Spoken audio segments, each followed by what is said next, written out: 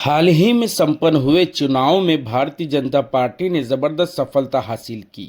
कहीं अपने दम पर तो कहीं गठबंधन के सहारे भाजपा ने हर संभव तरीके से सत्ता हासिल करने की कोशिश की। राज्य की ज्यादातर हिस्सों में भाजपा का वर्चस्व साफ तौर पर देखने को मिला, लेकिन एक महानगर पालिका ऐसी भी रही जहां भाजपा को सफलता नहीं मिल पाई।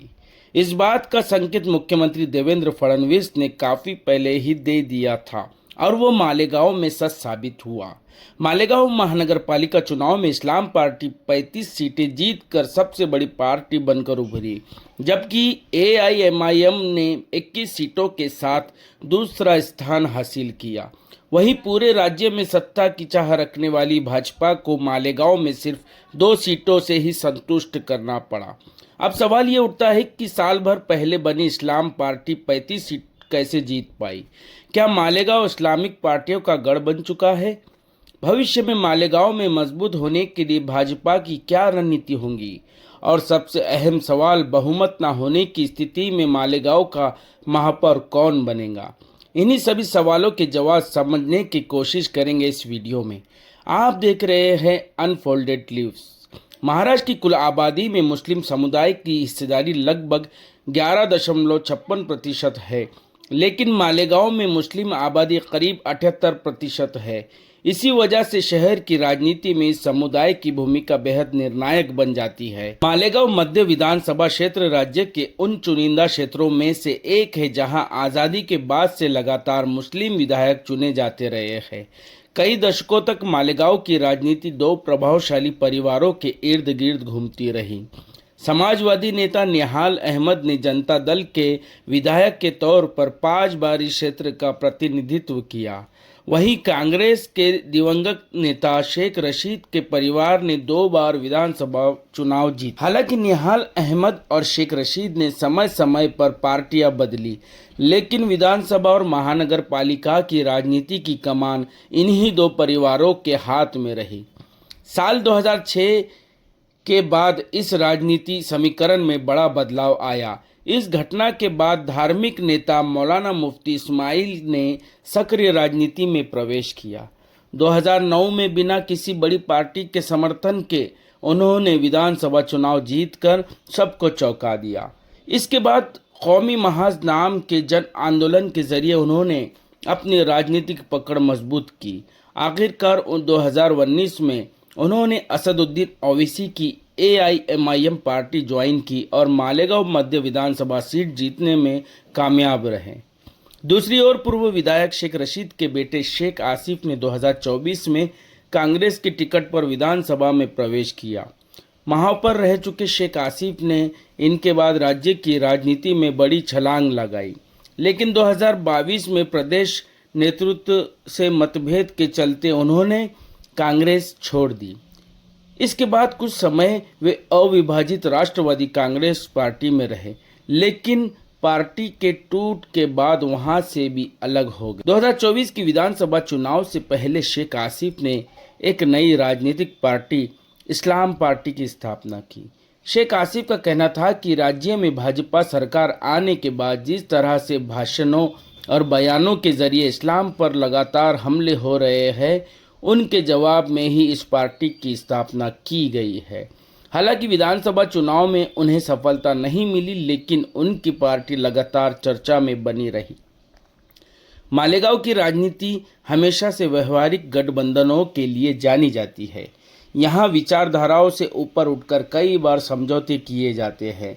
2017 में महानगर पालिका में सत्ता बनाने के लिए कांग्रेस ने शिवसेना के साथ गठबंधन तक कर लिया था। इसी राजनीतिक पृष्ठभूमि को ध्यान में रखते हुए शेख आसिफ ने इस बार समाजवादी पार्टी से गठबंधन किया और सबसे ज़्यादा सीटें जीतने में सफल रहे। नतीजों पर नज़र डालें तो इस्लाम पार्टी 35 सीटें, एआईएमआईएम 21 सीटें, शिवसेना शिंदे गुट 18 सीटें, भाजपा सिर्फ 2 सीटें। इस नतीजे के बाद पूरे राज्य में चर्चा शुरू हो गई। क्या मुस्लिम मतदाता अब सिर्फ मुस्लिम पार्टियों को ही वोट दे रहे हैं? क्योंकि मालेगांव में करीब 70% सीटें इस्लाम पार्टी और एआईएमआईएम को मिली।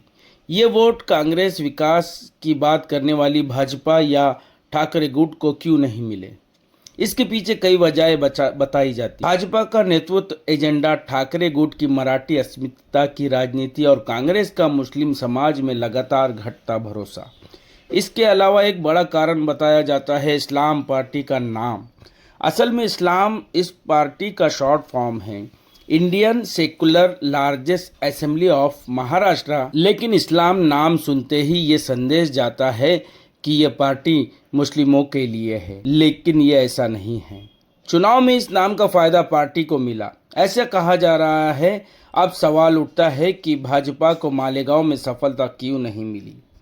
भाजपा को पहले से अंदाजा था कि मालेगांव में सत्ता मिलना मुश्किल है, लेकिन पार्टी ने इसे भी अपने तरीके से निभाया। इसके लिए किरीट सोमैया फैक्टर को रणनीतिक रूप से इस्तेमाल किया गया। पिछले कुछ महीनों में किरीट सोमैया बार बार मालेगांव पहुंचे और शहर में बांग्लादेशी व रोहिंग्या नागरिकों के रहने का आरोप लगाते रहे। हालांकि अब तक एक भी बांग्लादेशी नागरिक पाए जाने की पुष्टि नहीं हुई है। इसके बावजूद फर्जी आधार कार्ड और दस्तावेजों का मुद्दा जोरों पर रहा। एसआईटी जांच बैठी, तहसील और महानगर पालिका कर्मचारियों पर केस दर्ज हुए। इस पूरे मामले में एआईएमआईएम विधायक मुफ्ती इस्माइल कोई ठोस विरोध नहीं कर पाए, लेकिन मौके को पहचानते हुए शेख आसिफ ने जोरदार आंदोलन किया, नागरिकों के साथ खड़े रहे और खुलकर भाजपा के खिलाफ बोले। इसका सीधा फायदा उन्हें चुनावी नतीजों में मिला। 2017 में भाजपा के यहाँ 9 नगर सेवक थे, जो अब घटकर सिर्फ 2 रह गए। लेकिन सबसे बड़ा नुकसान कांग्रेस को हुआ। 2017 में कांग्रेस के 28 नगर सेवक थे, जो अब सिर्फ 3 रह गए हैं। यानी मुस्लिम वोट बैंक अब कांग्रेस से खिसक कर मुस्लिम आधारित राजनीति करने वाली पार्टियों की ओर जा रहा है। 29 महानगर पालिकाओं के नतीजों में भी एआईएमआईएम ने कांग्रेस को नुकसान पहुंचाते हुए पूरे राज्य में 120 से ज़्यादा नगर सेवक जिताए हैं। अब सवाल आता है, मालेगांव का महापौर कौन बनेगा। इस्लाम पार्टी को 35 सीटें मिली, लेकिन बहुमत नहीं। शिंदे गुट की शिवसेना ने एआईएमआईएम को समर्थन का प्रस्ताव दिया था, जिसे एआईएमआईएम ने ठुकरा दिया। इस्लाम पार्टी और एआईएमआईएम के बीच बातचीत की खबरें आई, लेकिन कोई ठोस नतीजा सामने नहीं आया। अंत कांग्रेस ने बिना शर्त इस्लाम पार्टी को समर्थन देने का ऐलान किया। समाजवादी पहले ही समर्थन दे चुकी। इस तरह इस्लाम पार्टी 35, समाजवादी पार्टी 5, कांग्रेस 3, कुल 43 सीट नगर सेवकों का समर्थन जुट गया और बहुमत का आंकड़ा पार हो गया। कहा जा रहा है कि केवल 3 सीटें होने के बावजूद कांग्रेस ने एआईएमआईएम और शिंदे गुट को सत्ता से दूर रखने के लिए ये रणनीतिक दांव खेला। वहीं मालेगांव मजबूत करने में कहीं न कहीं भाजपा की भी भूमिका रही है, क्योंकि अगर भविष्य में इस्लाम पार्टी और एआईएमआईएम के बीच मुस्लिम वोटों का बंटवारा होता है, तो इसका सीधा फायदा भाजपा को मिल सकता है। 2024 के लोकसभा चुनाव में कांग्रेस की डॉक्टर शोभा बच्छाव सिर्फ 3000 वोटों से जीती थी। इसी गणित को ध्यान में रखकर भाजपा मालेगांव में दोनों मुस्लिम पार्टियों के बीच टकराव बढ़ाने की कोशिश कर रही है। अब सवाल ये है कि क्या आपकी ये रणनीति आने वाले चुनाव में उसे फायदा पहुंचाएंगी? आपको क्या लगता है? अपनी राय हमें कमेंट में ज़रूर बताइए और अनफोल्डेड लीव्स चैनल को सब्सक्राइब करना मत भूलिए।